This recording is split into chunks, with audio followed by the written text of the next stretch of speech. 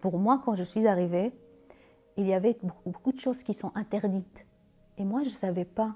Et donc, j'avais beaucoup d'expérience avec des histoires où je fais quelque chose que je ne savais pas qui s'est interdit. Par exemple, pour monter à la bus, il faut attendre que les gens descendent. Moi, je ne savais pas, donc pour monter, et parce que chez nous, c'est comme ça.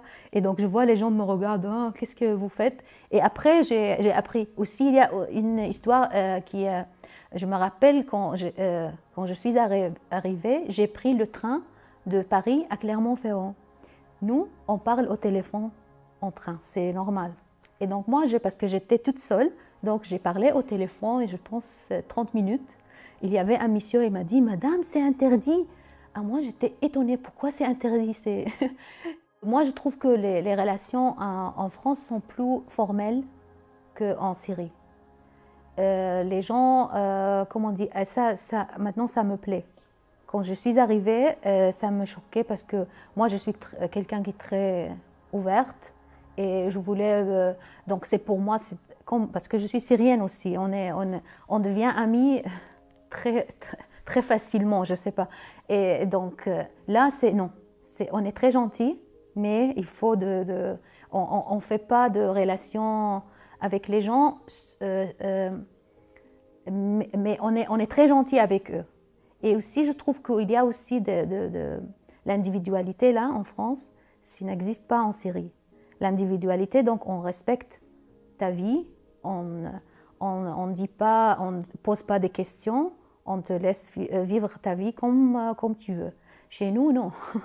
C'est possible de poser des questions, de poser même des questions personnelles, d'essayer de connaître les gens, mais ce n'est pas dans une façon, comment on dit, ce n'est pas pour faire mal, parce que c'est notre façon de vivre.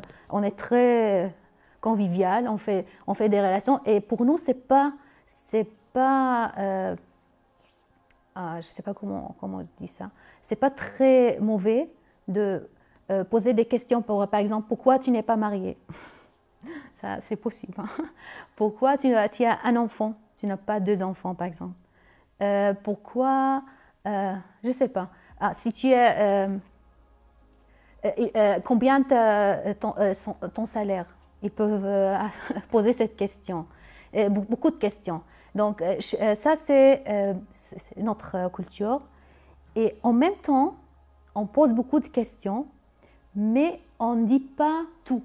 On essaye toujours de garder beaucoup pour nous, parce qu'on a peur de l'autre. On a peur qu'il va parler, il va faire, comment on dit, il va parler de notre histoire. Donc, en même temps, on a cette proximité dans nos relations, mais en même temps, on garde beaucoup de choses à nous. Parce que nos vies, c'est en groupe. On vit en groupe, on vit en famille, et donc tout le monde est là. Et donc, tu ne peux pas être très,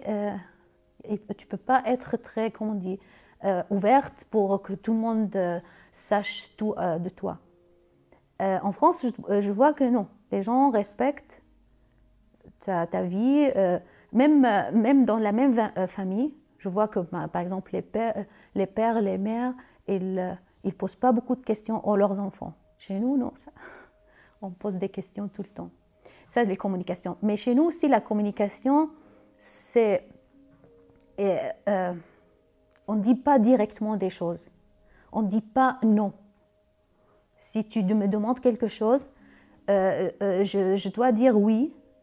Mais même si je voulais dire non, il faut trouver une justification. Pourquoi non? Parce que chez nous, c'est pas gentil. Aussi, on ne peut pas dire à quelqu'un quelque chose directement. Il faut essayer de parler un peu gentiment pour dire ce que tu veux dire, mais il ne faut pas être très direct, très franche. Et moi, je trouve que c'est la même chose en France. C'est aussi pas très direct. On oh là là, on ne dit pas toujours la vérité.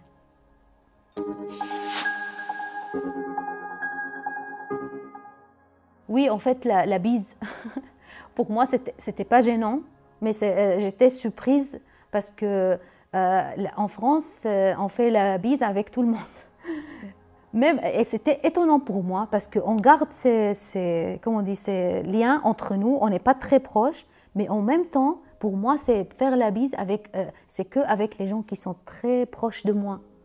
Et là, pour moi, c'était contradictoire parce qu'on n'est pas très, très proches, on ne touche pas, on n'est pas une relation très personnelle, mais on fait la bise. Et pour moi aussi, faire la bise quand on entre et quand on sort, c'était aussi très étonnant. Et moi, je me rappelle quand je suis arrivée, moi, chez nous, on avait l'habitude, par exemple, si je t'ai vu dans la rue, je dis hi avec la main. Et les Français, ils ne font pas ça. On fait ça pour attirer l'attention de quelqu'un qui ne voit pas. Et moi, je fais ça et les gens me regardent.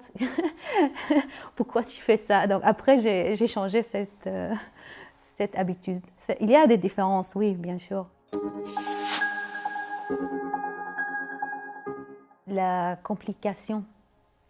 En France, c'est très compliqué à comprendre ce que les gens vont. Même si tu comprends tous les mots qu'ils disent, c'est pas très facile à comprendre ce qu'ils veulent. Donc il faut comprendre la culture pour comprendre les gens. Parce que pour moi, c'est vraiment, même jusqu'à maintenant, aussi les démarches administratives qui représentent ça. Parce que quand je reçois de courriers et je peux traduire tous les mots et comprendre tous les mots, mais je ne comprends pas qu'est-ce qu'ils veulent.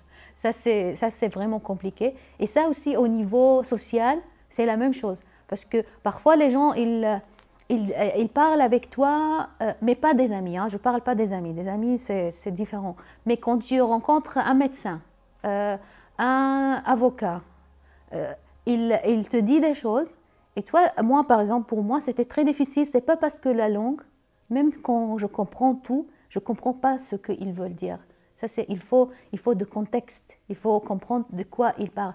Même maintenant, quand j'assiste des cours, les profs parlent et moi je comprends tout, mais je ne comprends pas de quoi ils parlent parce qu'ils parlent des choses qui sont tous au courant. Le contexte est très important de comprendre ce que les gens disent en France. Ça, c'est un peu complexe pour moi.